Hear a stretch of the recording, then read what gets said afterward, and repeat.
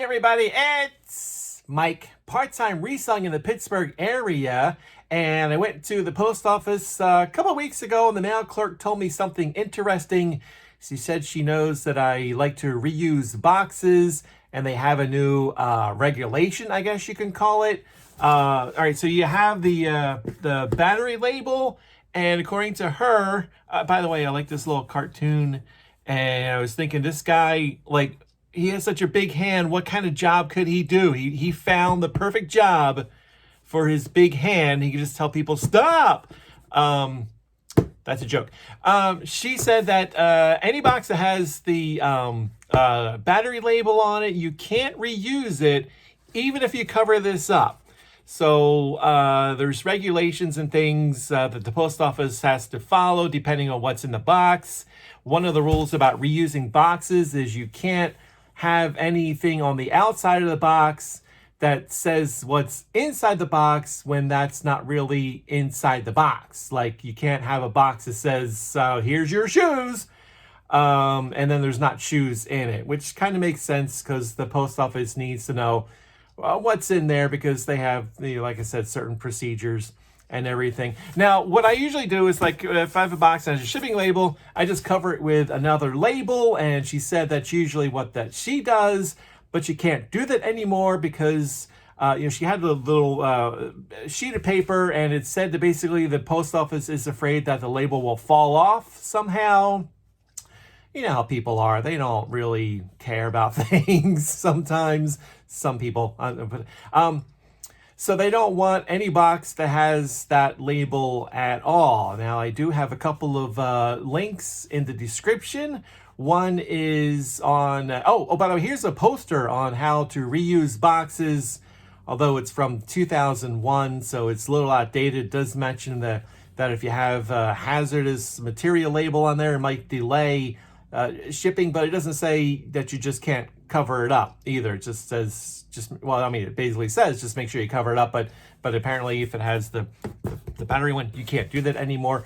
So like I said, there's a couple of links in the description on how to reuse boxes. Again, it doesn't mention not using a box that has a battery label on it, but again, it's from 2021. I tried to find information online about this and really couldn't find it. But I don't think that she's going to sit around thinking, how can I screw over that guy that's constantly coming in with all those boxes, and then actually come up with a whole sheet of paper explaining, you can't use these boxes anymore. Other link in there, by the way, is how to ship batteries, since, again, there's basic rules and everything. So the best off is just don't use boxes that have the battery label on it. I used to think that batteries couldn't go airplane, that it was only ground, but this says, the guy with the big hand says it's cargo only, not passenger planes. I didn't know that. I thought any battery you couldn't put it in an airplane. But Mike, if I could interrupt for a second.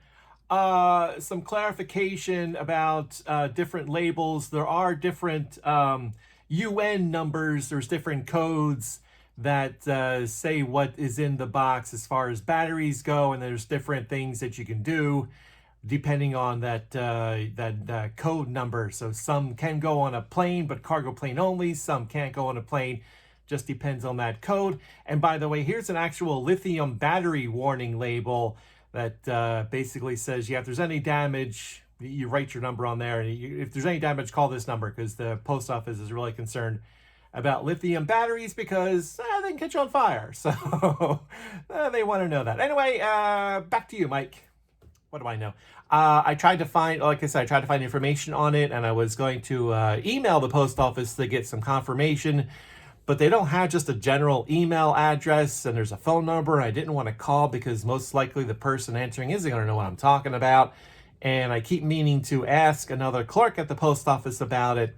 But it's kind of crowded, and I don't want to slow up the line by asking questions and having the clerk have to go try to find an answer for it. So next time I go in and there's nobody around, maybe I can ask. So that's it. So that's just a warning that according to this mail clerk, can't send a box if it's got the battery label on it, even if you cover it up. All right, so just don't use those boxes. So that's it. Thanks for watching. I hope that helped, and I will talk to you later. Bye.